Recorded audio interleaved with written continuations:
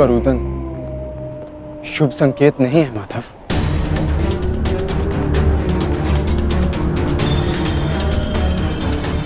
हाँ पार्थ, कदाचित आज का दिन, ये युद्ध कठिनाइयों से भरा होने वाला है। आज की परिस्थितियों के लिए सज्ज रहना पार्थ।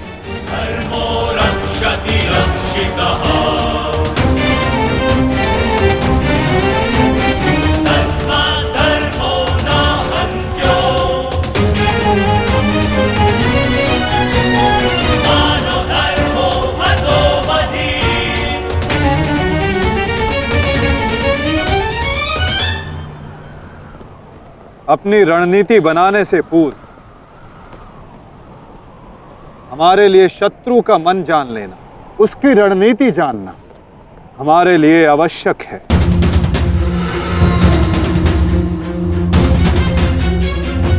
सबको ज्ञात है ना कि आज शत्रु का लक्ष्य क्या होगा? युधिष्ठिर को बंदी बनाना हमारा आज का लक्ष्य होगा।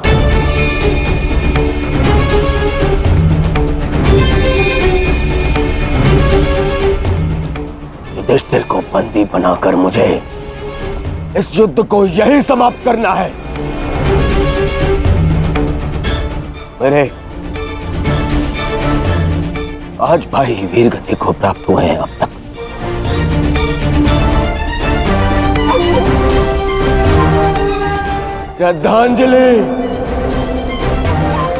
श्रद्धांजलि देनी है मुझे उन्हें।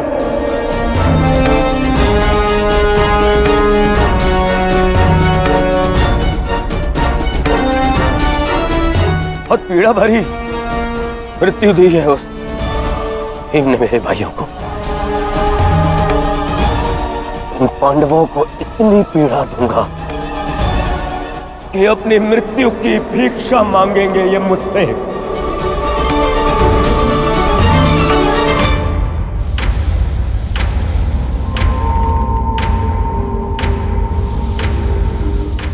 मित्रगण, वचन दो मुझे, आज चाहे जो भी तुम्हारे मार्ग में आ जाए, तुम उस पर दया नहीं दिखाओगे। आज चाहे जो कोई भी आ जाए, तुम अपना सबसे तीव्र प्रहार उस पर करोगे। वचन दो मुझे मित्र। तुम्हारा आदेश मेरा वचन है मित्र। आज शत्रु कर्ण का एक भिन्न रूप देखेंगे।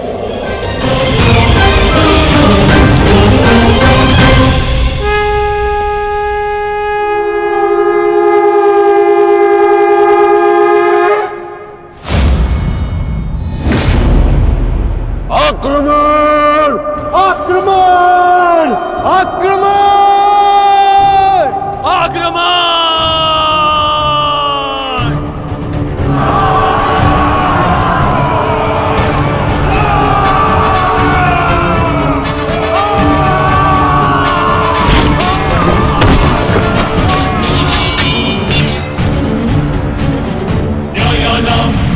उनका अस्त्र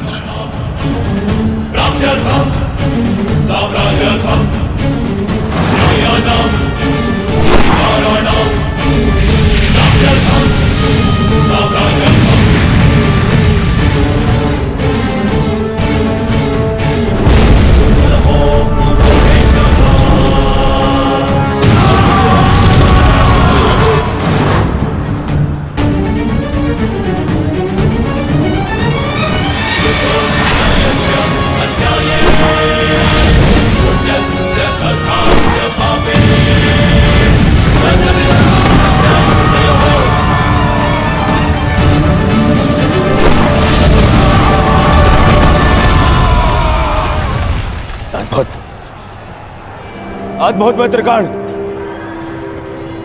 अद्भुत। अपना मार्ग ज्ञात है ना सभी को?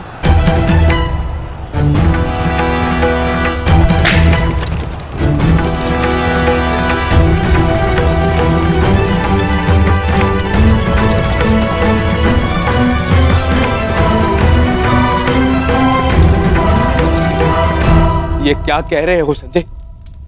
युधिष्ठिर सेना के पिछले भाग की ओर बढ़ रहा है।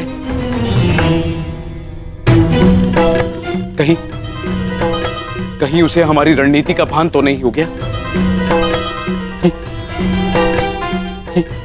कौरव युधिष्ठिर को बंदी बनाना चाहते हैं। ये तो मुझे ज्ञात नहीं है महाराज, किंतु युवराज दुर्योधन इस बात से बहुत व्यग्र हो रहे हैं।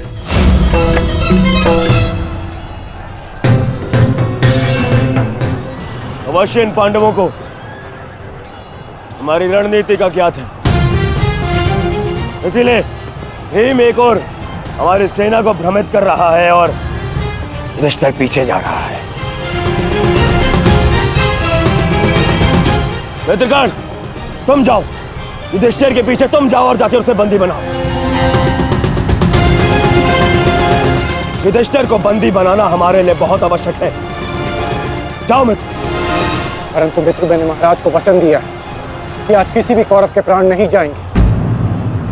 मुझे उस वचन को भी निभाना है मित्र। उसके लिए हम सब हैं यहाँ।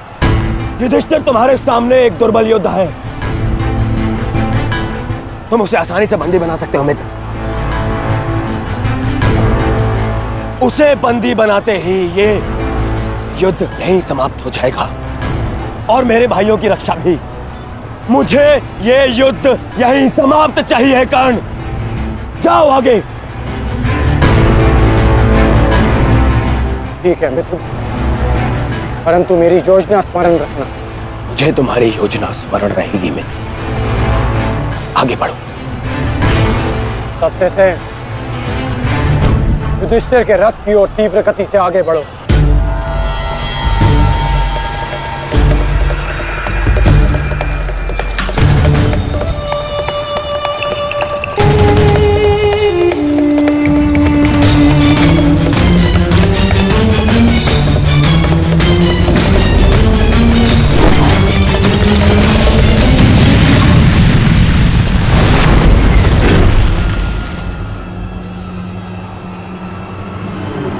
योद्धा शत्रु की ओर आगे बढ़ता है, उससे पीछे नहीं भागता। मैं तुम्हें युद्ध का आह्वान देता हूं कौन्तेय।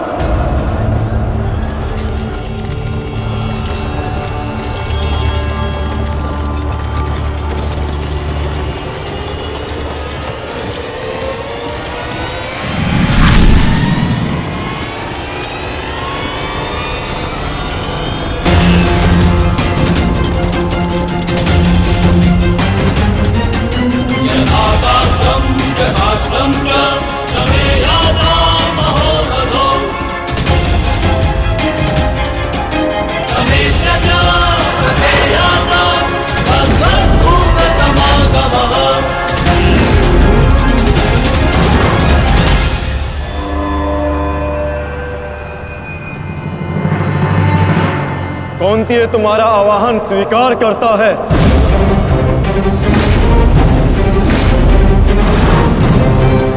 कल आपने मेरे साथ छल किया माधव। नहीं अंगराज, छल नहीं, ये रणनीति है।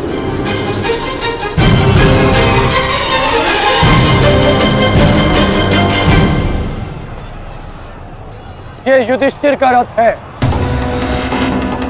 और इस पर युधिष्ठिर को विराजमान होना चाहिए था।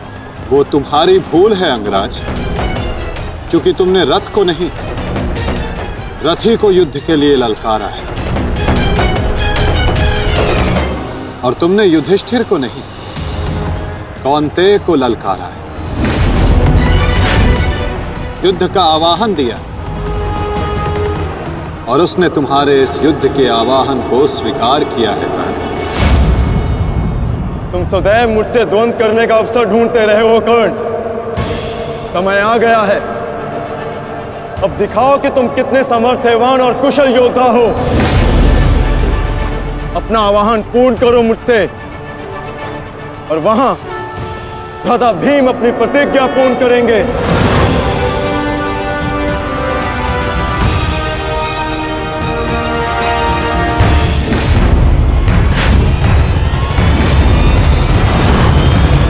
आज मैं 95 कौरवों का अंत कर दूंगा। पांचाली को दिया हुआ वचन और कुरु सभा में ली हुई प्रतिज्ञा आज दोनों ही पूर्ण हो जाएंगे।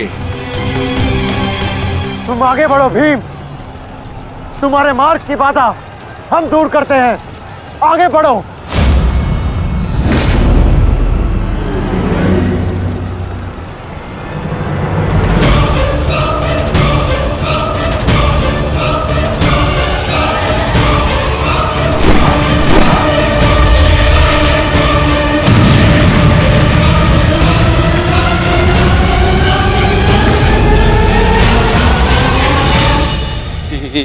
ये क्या कह रहे हो संजय?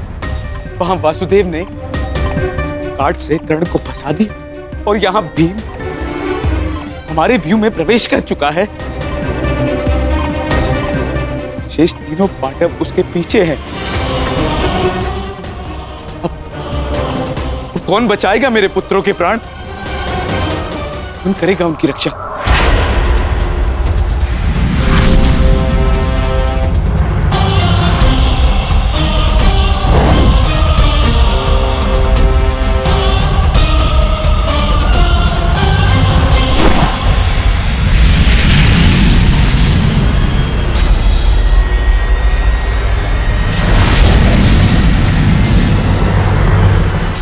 का संकेत है।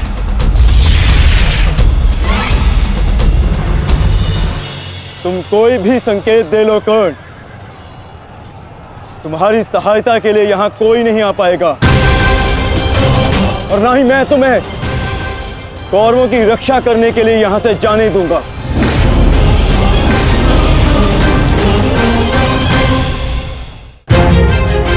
तुम कोई भी संकेत दे लो कर्ण, तुम्हारी सहायता के लिए यहां कोई नहीं आ पाएगा। कौन कहता है कि मैं रक्षा के लिए संकेत दे रहा हूं? माधव भले ही तुम्हारे सारथी हैं, किंतु इनकी नीति मैं तुमसे अधिक पहचानता हूं। तुमने भले ही माधव की सहायता से मुझे युद्ध क्षेत्र से अलग कर दिया, किंतु मेरी रणनीति को विफल नहीं कर पाओगे अर्जुन।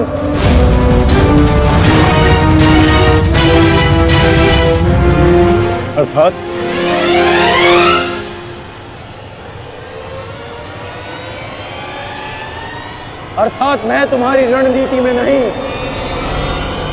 तुम मेरी रणनीति में फंसे हो अर्जुन। तुमने मुझे कौरवों से अलग नहीं किया, बल्कि मैंने तुम्हें पांडवों की सहायता से विमुख कर डाला।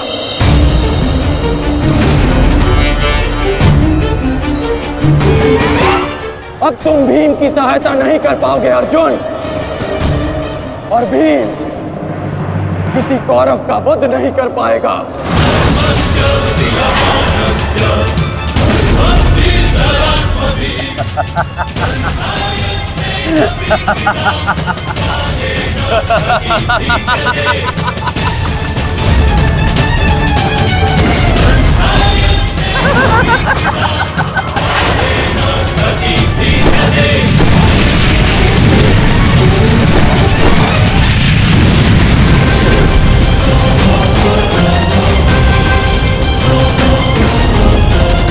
हमारा काल बनकर आए थे मूर्ख भीम, परंतु आज तुम स्वयं अपने काल के जाल में फंस गए।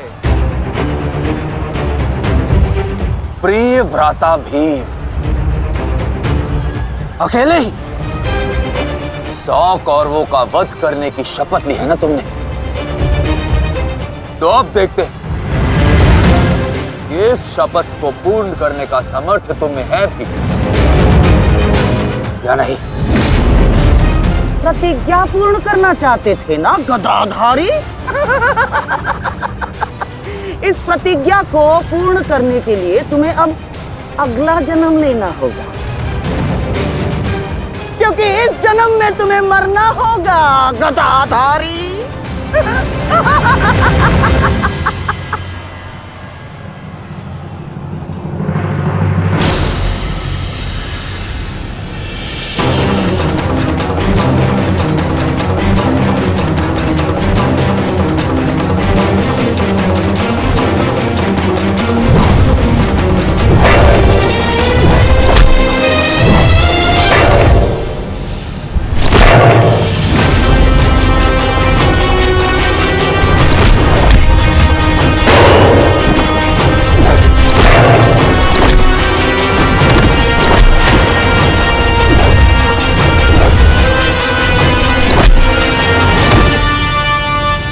तुमने मेरे भाइयों को बहुत निर्दयता से मारा है भीम। आज मैं तुम्हारे नाम से उनका तर्पण करूंगा। और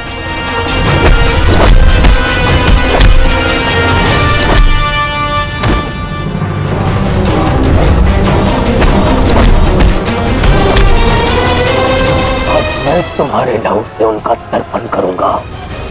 और भीम, आज मैं अपने भ्राताओं की मृत्यु का प्रतिशोध लेकर रहूंगा। सावधान!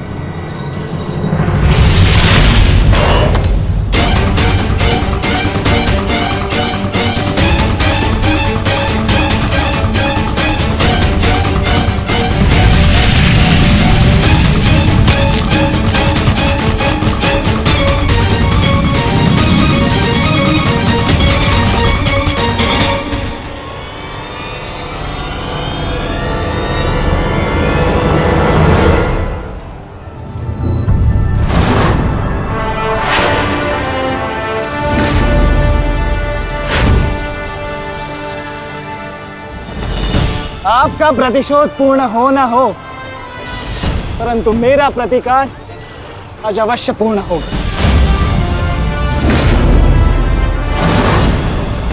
अभिमन्यु, दो योद्धाओं के बीच में आना युद्ध नियमों के विरुद्ध। 6 महारथियों ने अकेले ताचरी भीम को घेरा है। नियम तो आपने भंग किया है, तो अब यह अधिकार मुझे भी है।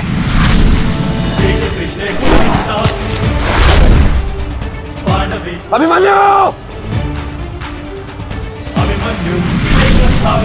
चक्रबंधास्त्र।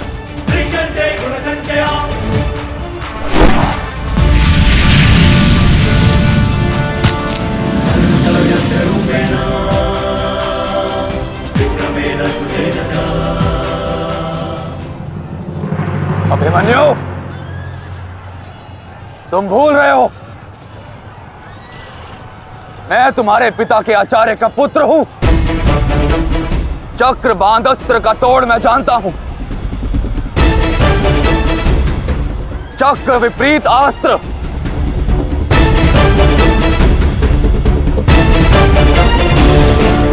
भूल तो आप रहे हैं महारथी। विपरीत अस्त्र तभी कार्य करता है जब युद्ध नीति गत हो। एक योद्धा पर आप सभी ने आक्रमण कर युद्ध नीति भंग की। अब अपनी इस अनीति का दमन देखिए। बालक! बालक! मेरी शत्रुता तुमसे नहीं है। मेरे मार्ग से हट जाओ, अन्यथा अपने प्राणों से हाथ धो बैठोगे। धो तो आज मैं उस कलंक को दूंगा जो मेरे परिवार के माथे पर है, कि अपने कुलवधु के अपमान का प्रतिकार नहीं कर पाए।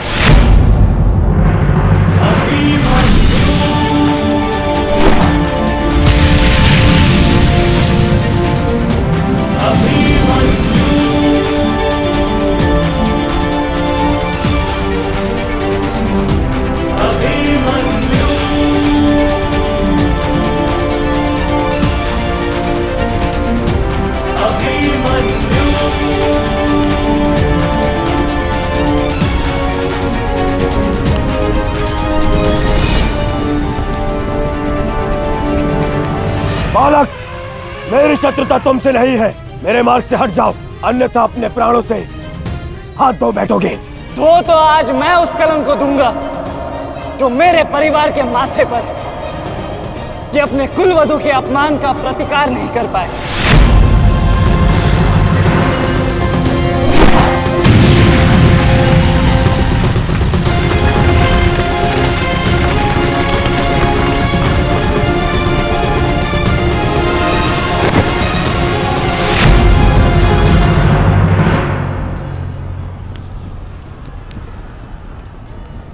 अनुभव करो इस ज्वाला को युवराज दुर्योधन। ये वही ज्वाला है जो इतनी वर्षों से मेरी माता के हृदय में धधक रही है।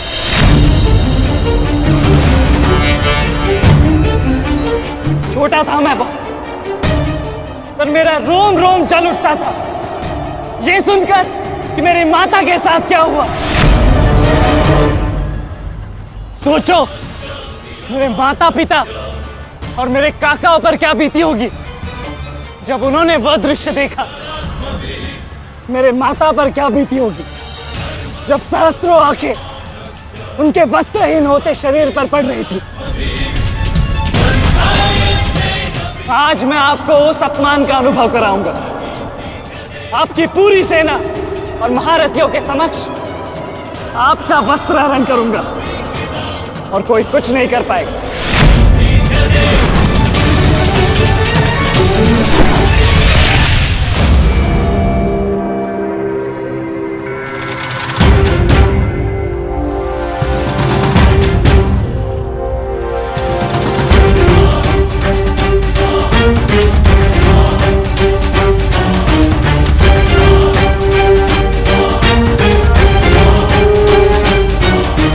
अनुभव करो उस अपमान का, अनुभव करो उस वस्त्र हरण से हुए अपमान का जो आप सभी ने किया। नदी जब सीमा तोड़ती है तो बाढ़ आती है। आज आपकी पाप की धारा की बाढ़ में आप स्वयं बह जाएंगे काकाश्री।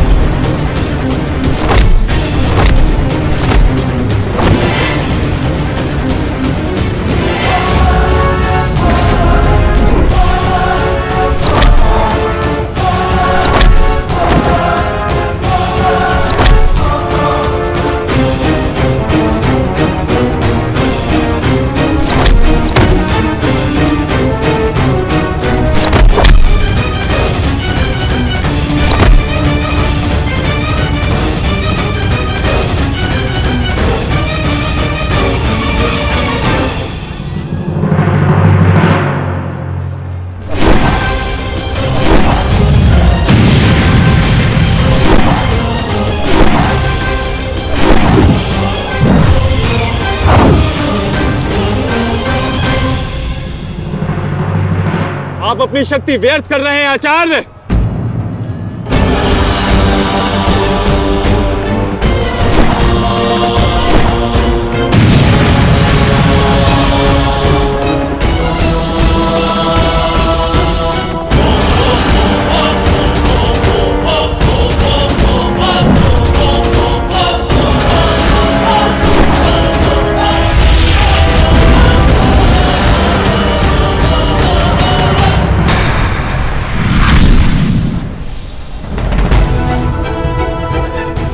दुर्योधन को मेरी सहायता की आवश्यकता है।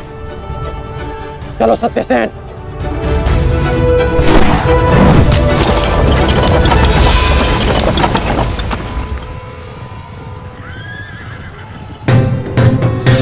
कहां चले अंगराज? मैं जानता हूं कि तुम्हारे मित्र पे आए संकट का संदेश तुम्हें मिल चुका है, परंतु मैं तुम्हें जाने नहीं दे सकता। तुम कदाचित मुझे रोक सकते थे अर्जुन, परंतु तुमने एक भूल कर दी। तुम अपने रथ पर नहीं हो अर्जुन। हाँ, वासुदेव तुम्हारे सारथी हैं, परंतु महाबली हनुमान का आशीर्वाद तुम्हारे रथ पर नहीं।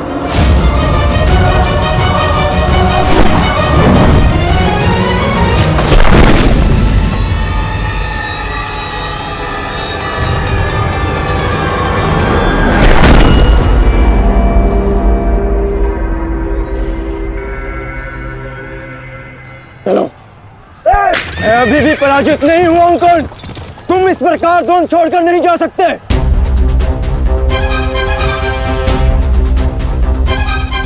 तुम युद्ध के नियम भूल रहे हो अर्जुन।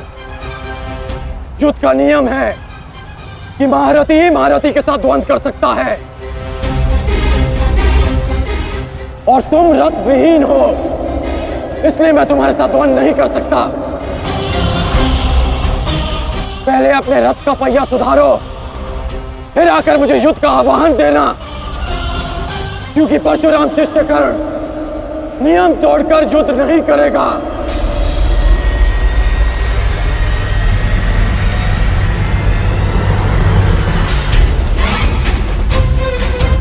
चलो सत्यसेन।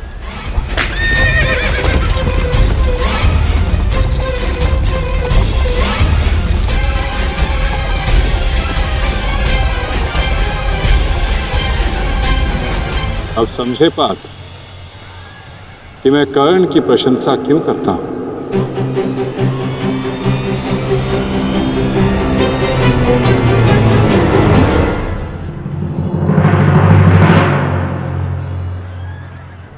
मानता हूं कि आपका वध करना काकाश्री की प्रतिज्ञा थी।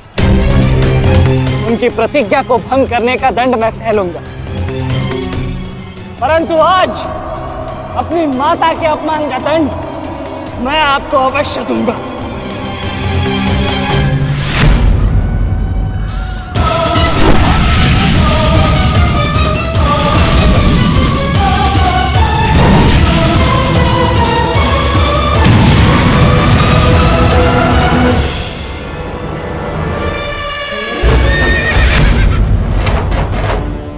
किसी की प्रतिज्ञा टूटे, पर मेरी प्रतिज्ञा नहीं टूटेगी अभिमन्यु। और मेरी प्रतिज्ञा है कि जब तक मैं जीवित रहूंगा, मेरे मित्र के प्राण नहीं जाएंगे।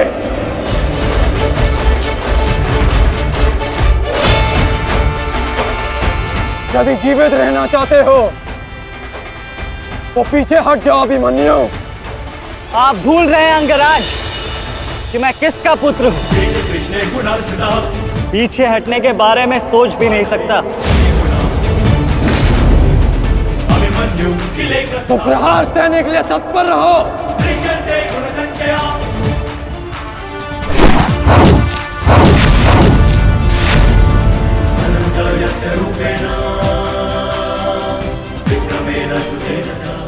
ये मेरे लिए पर्याप्त नहीं अंगराज।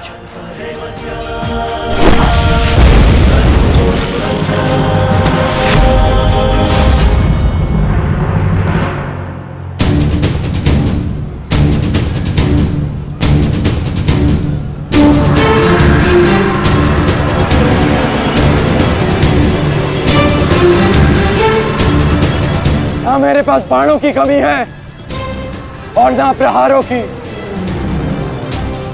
ये अंतिम अवसर है अभिमन्यु, लौट जाओ।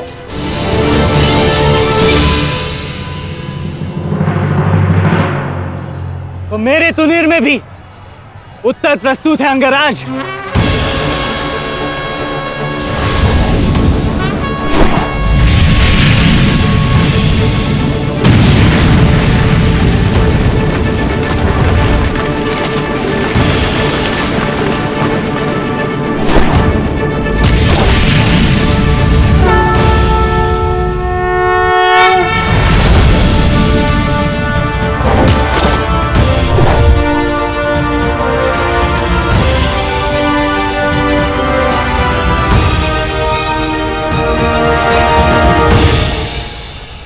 मैं तुम्हारा सामर्थ्य स्वीकारता हूं। तुम एक कुशल योद्धा हो अभिमन्यु, किंतु कुशल होने के साथ साथ बुद्धिमान होना भी आवश्यक है। लौट जाओ। यदि कल युद्ध करना चाहते हो तो आज जीवित रहना सीखना होगा। लौट जाओ अभिमन्यु।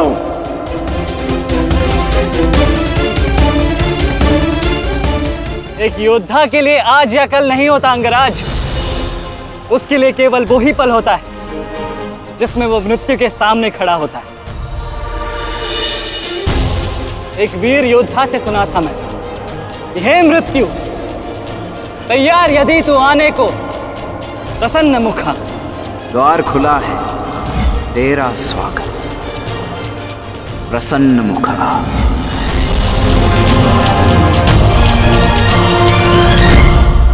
मुझे रोकने का अब केवल एक ही अस्त्र है आपके पास। यह आपको मेरा वध करना होगा। तो लीजिए अंगराज, अपने पुत्र के मृत्यु का प्रतिशोध लीजिए। आपके समक्ष आज वो योद्धा खड़ा है जिसके पिता ने आपके पुत्र का वध किया था। प्रतिकार कीजिए अंगराज, रुके क्यों है? क्योंकि जो पीड़ा मैंने सही, मैं नहीं चाहता कि वो पीड़ा मेरा शत्रु भी सहे। कृष्णेन ने अपना विकल्प स्वयं चुना था। वो रणभूमि छोड़कर जा सकता था, परंतु उसने मृत्यु चुनी। गर्व है मुझे तुम जैसे युवा योद्धाओं पर, जो अपना कर्तव्य पूर्ण करने के लिए सदैव तत्पर रहते हैं। मैं जानता हूं कि तुम पीछे नहीं हटने वाले अभिमन्यु, परंतु मुझे भी अपना कर्तव्य पूर्ण करना है।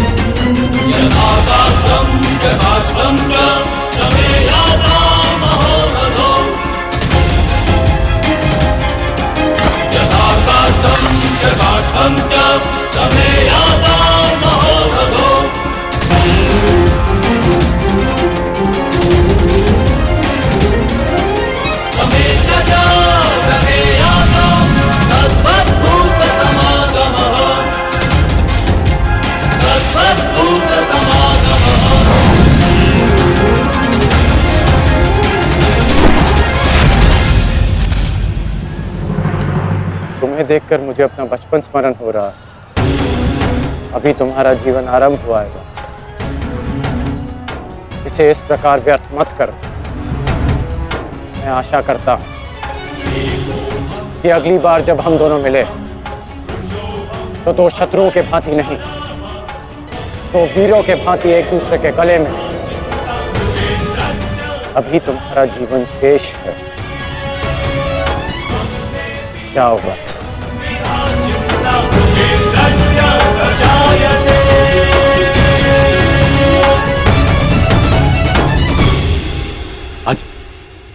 आज कौरवों की विजय हुई है गांधारी। पांडवों की एक अक्षुणी सेना को ध्वंस कर दिया है हमने आज। भीम हमारे एक भी पुत्र को क्षति नहीं पहुंचा पाया, एक भी।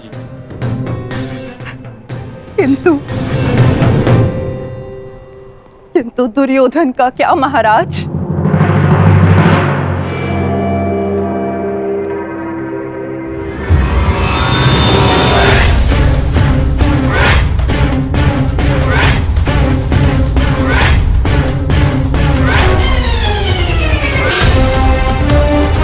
मित्र,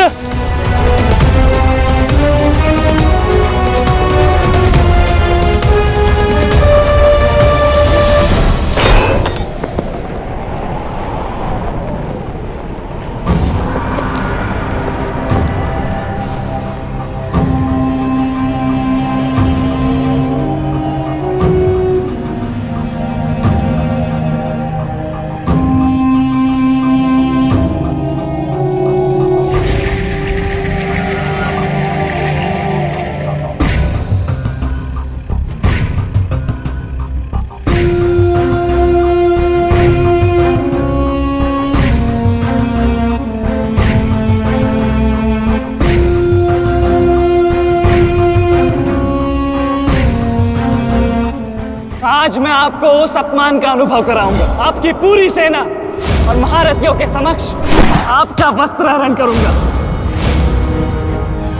परंतु आज अपनी माता के अपमान का दंड मैं आपको अवश्य दूंगा।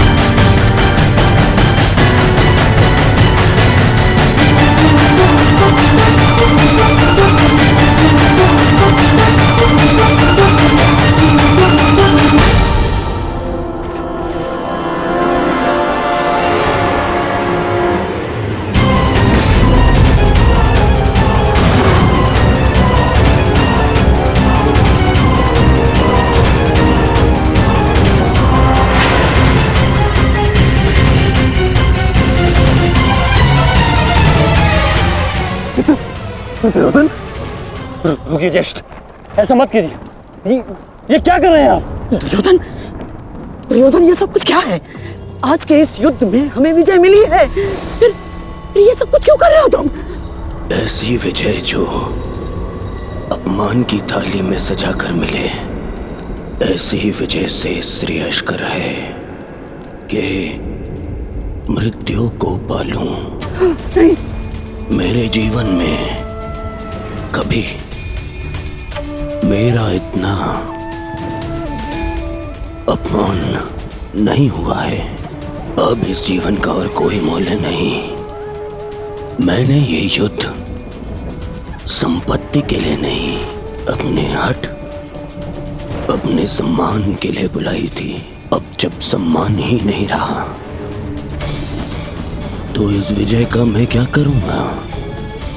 मेरी सेना के सामने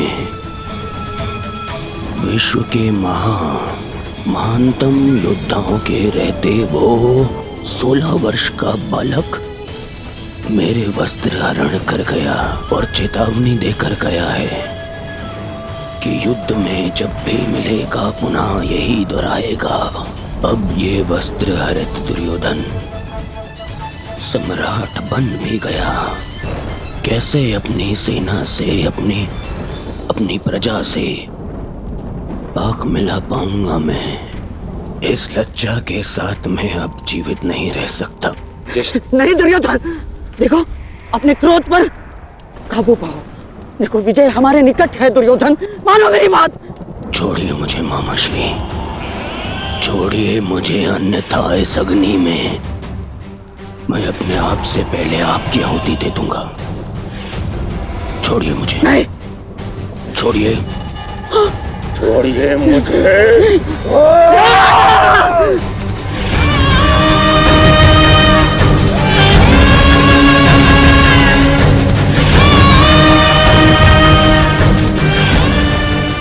नहीं नहीं दुर्योधन, देख क्या रहे हो मूर्खों? कोई रोको इस अनर्थ को।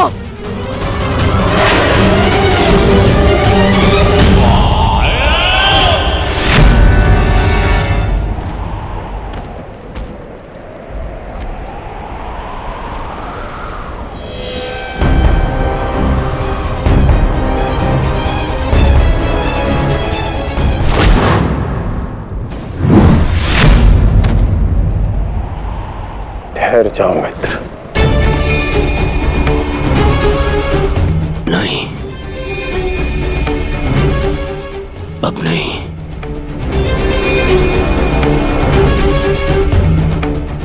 क्रोध में विवेक मत खो बैठा। जो अपना सम्मान खो चुका हो उसके पास खोने को और क्या शेष है? ले लेने देते उस अभिमन्यु को मेरे प्राण, वीर गति तो मिलती।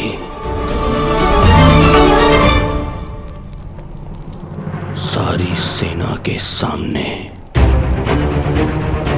मेरा वस्त्र हरण कर गया वो बालक जिन पांडवों का सर कटा हुआ देखना चाहता था, उन्हीं का बालक मेरा सिर झुका गया।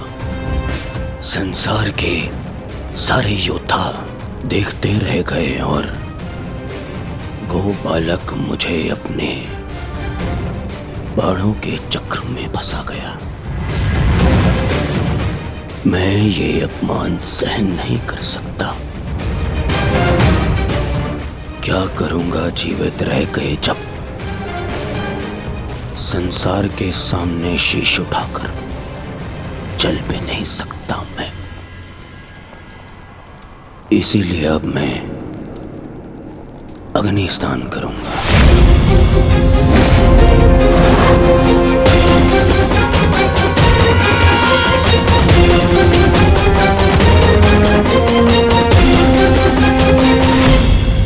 जो अग्नि यहाँ जल रही है, उससे कहीं अधिक अग्नि तुम्हारे पिता के हृदय में जल रही है।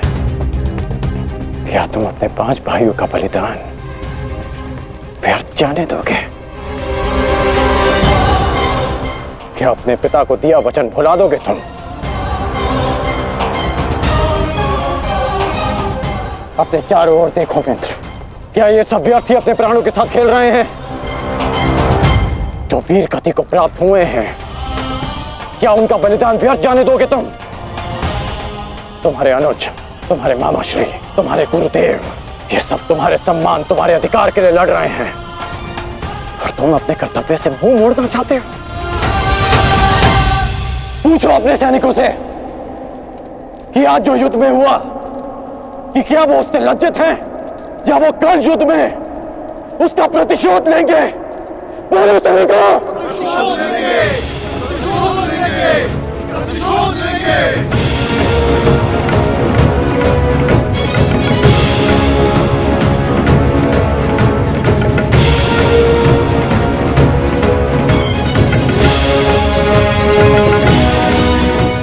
इन सैनिकों का सम्मान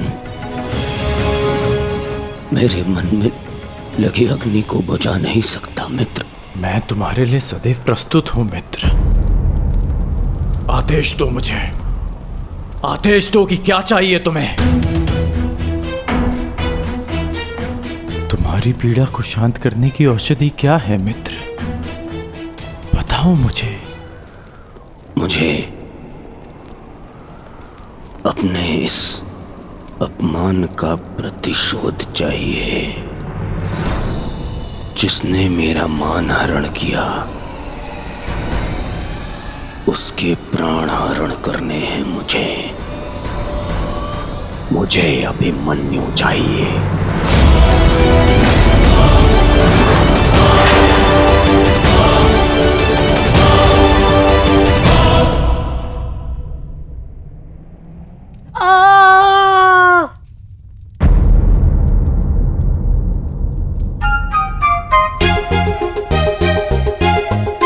बहुत पीड़ा हो रही है ना इन्हें? पीड़ा? अभी तक मैंने इसके घाव को छुआ भी नहीं है। अभिमन्यु तुम्हें सताने के लिए उपक्रम कर रहा है उत्तरा। बहुत बुरे हैं आप। और तुम बहुत डरपोक। एक योद्धा की पत्नी के मन में इतना भय शोभा नहीं देता उत्तरा। ये घाव हमारे लिए आभूषण होता है।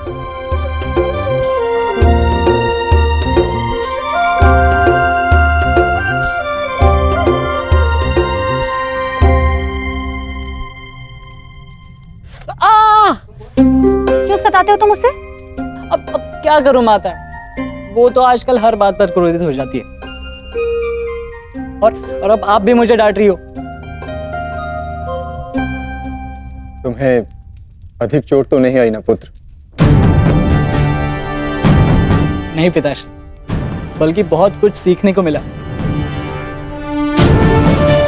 सच में अंगराज कर्ण एक महान योद्धा है। उन्हें आपके अतिरिक्त और कोई टक्कर नहीं दे सकता। हाँ पुत्र, परंतु हम दोनों के लक्ष्य और सोच भिन्न है। मुझे तुम पर गर्व है।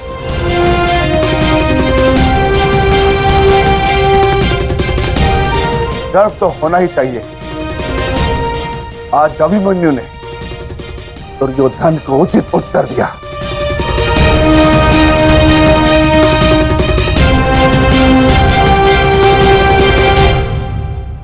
सत्य अभिमन्यु,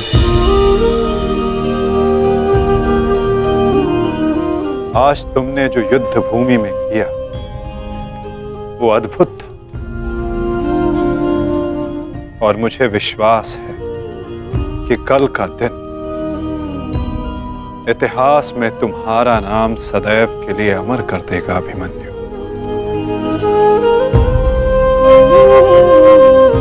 इतिहास से पूर्व मेरे पुत्र ने अपनी छवि मेरे मन में अमर कर दी है। 14 वर्षों के पश्चात आज पहली बार मन को एक शीतलता पहुंची कि मेरे पुत्र ने मेरे साथ हुए अपमान और अत्याचार का भान उस दुर्योधन को करवाया। मेरी आत्मा को जैसे एक वस्त्र का संबल मिल गया। इसके लिए मैं सदैव के लिए अभिमन्यु की ऋणी रहूं।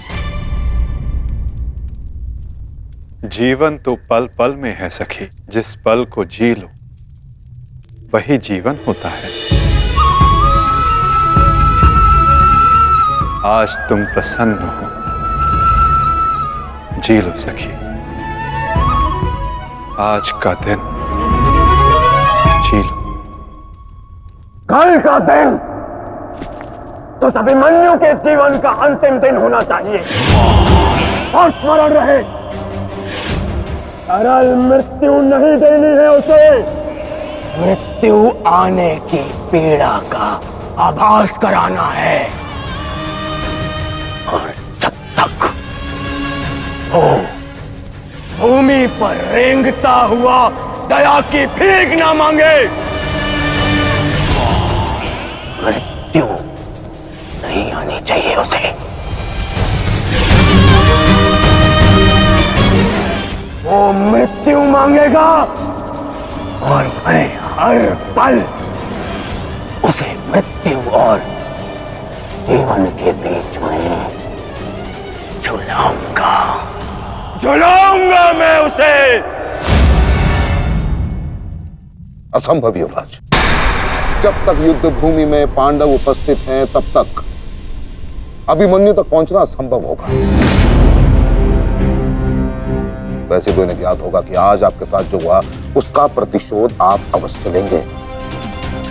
इसी कारण अभिमन्यु तक पहुंचना इतना सरल नहीं होगा।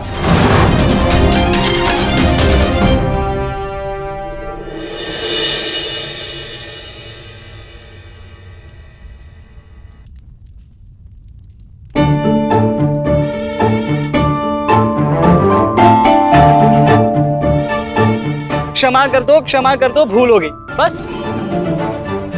अच्छा क्षमा भी कर दो।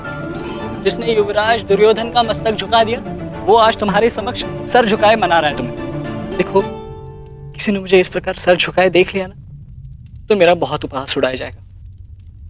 पहले वचन दीजिए कि भविष्य में आप इस तरह मेरा उपहास नहीं बनाएंगे। आपको अनुमान भी है मैं कितनी भयभीत हो गई थी।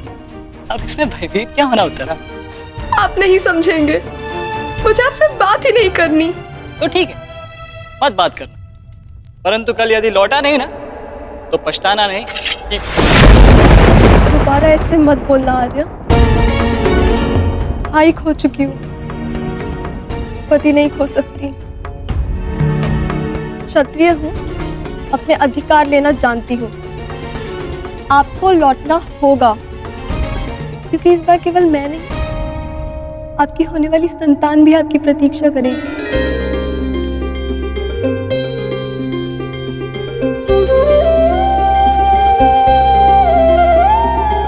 सत्य उत्तरा?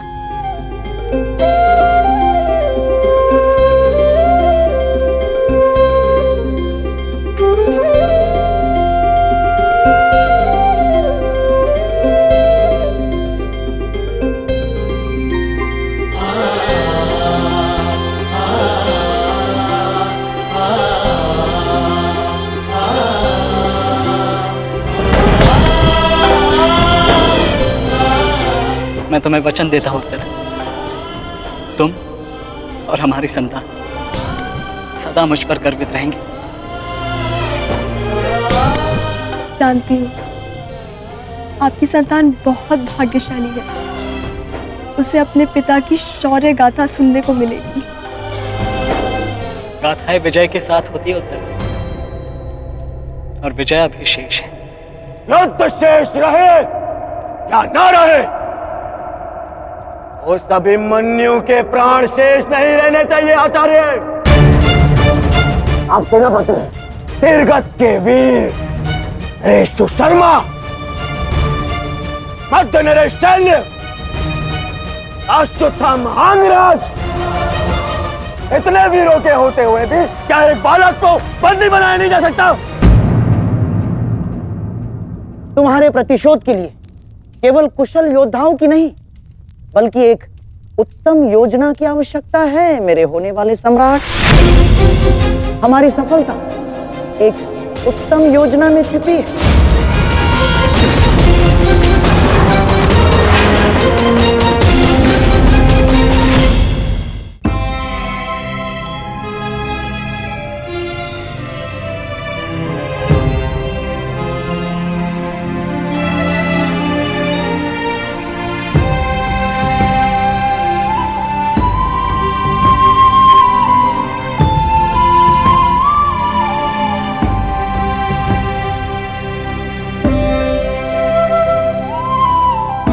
ऐसा क्या है जो आप चाहकर भी मुझसे नहीं कह पा रहे हैं सखा?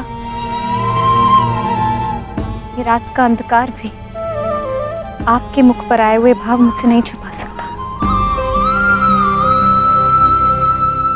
रात्रि के बाद दिन आता है सखी, उसी प्रकार जीवन के पश्चात मृत्यु आती है, सुख के बाद दुख आता है, और यही सृष्टि का नियम है। हमें अपने जीवन में सबके लिए तत्पर रहना चाहिए सखी।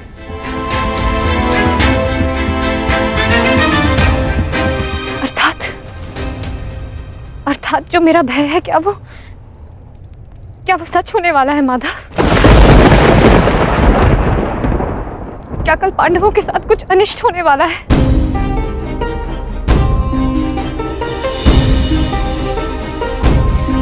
आप तो सब जानते हैं ना सखा, बताइए मुझे, बताइए मुझे।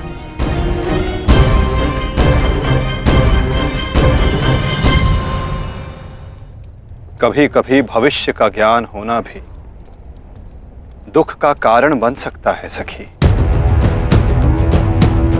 यदि समय के अनुसार मनुष्य को सत्य का ज्ञान हो तो वो स्वयं को संभाल सकता है। और आज तुम्हारी प्रसन्नता का दिन है सखी। आज तुम्हारे पुत्र ने तुम्हारे अपमान का प्रतिकार किया है। जाओ सखी, जाकर सो जाओ, क्योंकि जीवन की हर रात्रि सदैव सोने के लिए नहीं होती।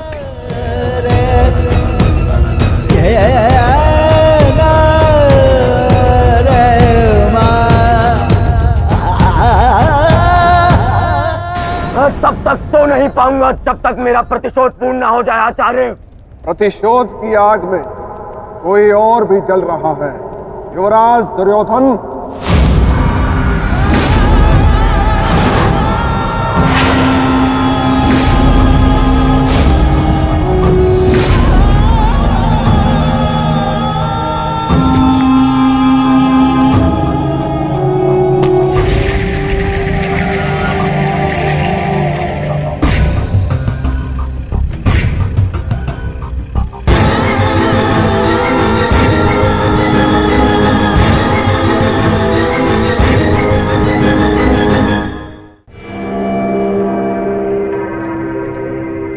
माता श्री सिंधु नरेश जयद्रथ।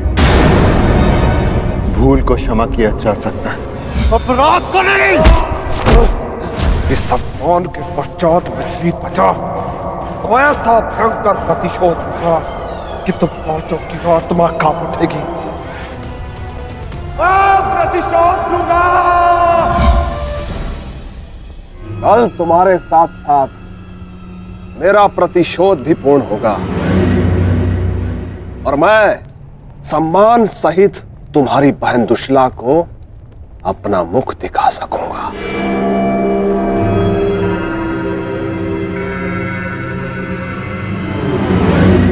इतने समय आप कहाँ थे सिंधु नरेश?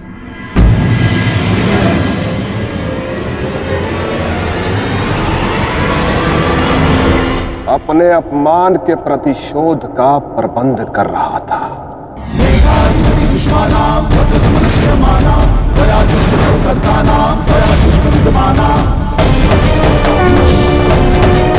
पुत्र जयद्रथ, मैं तुम्हारी तपस्या से प्रसन्न हूं। मांगो, क्या वर मांगते हो? महादेव, मुझे अपने प्रतिशोध का अवसर चाहिए।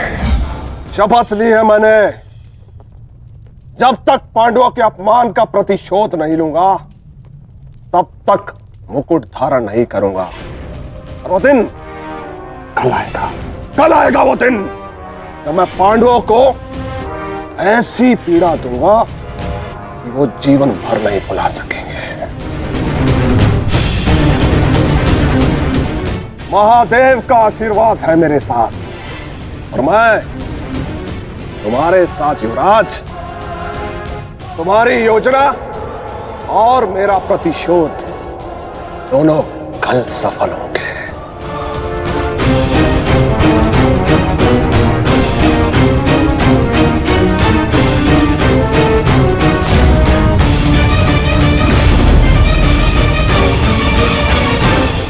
हर हर महादेव, हर हर महादेव।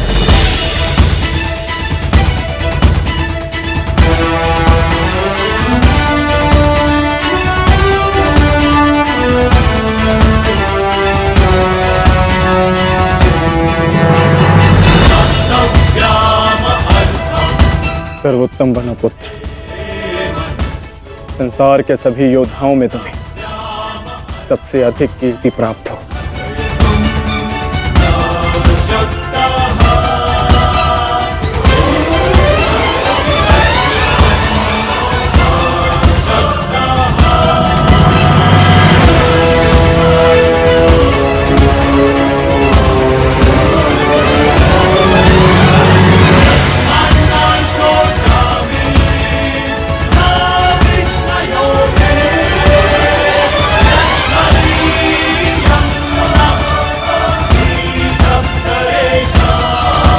आशीर्वाद दीजिए मामा श्री कि मैं विजय श्री प्राप्त कर लूं।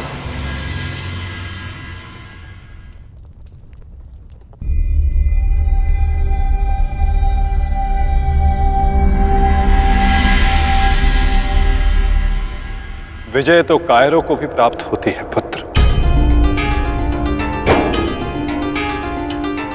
परंतु कीर्ति और यश केवल शूरवीरों का मुकुट बनती है। मेरा आशीर्वाद तुम्हारे साथ है पुत्र। तुम युद्ध क्षेत्र में वो कीर्ति प्राप्त करो जो तुम्हें अमर बना दे।